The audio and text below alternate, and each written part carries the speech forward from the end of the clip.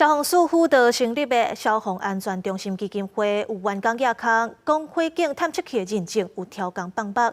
这个亚康的员工今仔日阁出面指控，讲家己互定职调查，基金会阁叫伊爱撤销指控，才会当领自遣费。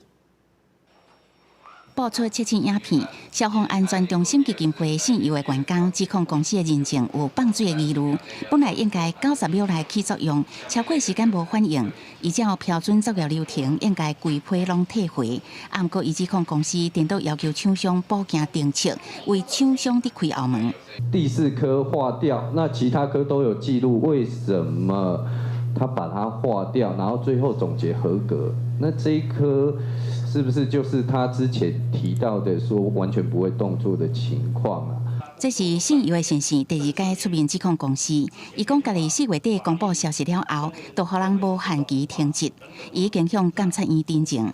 对这代志，消防促进权益会嘛点名，消防署应该公开调查报告。 消防署回应，5月20已经到基金会调阅真正案的相关认可文件，佮进行调查佮访谈。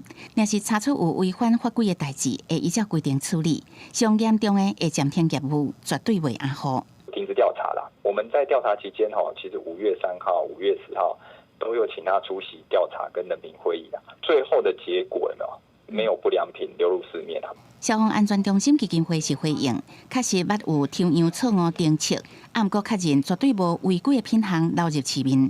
对于投诉的尤先生，公司伫内部调查几落届邀请伊列席，伊拢拒绝，而且对外有一寡无实在指控。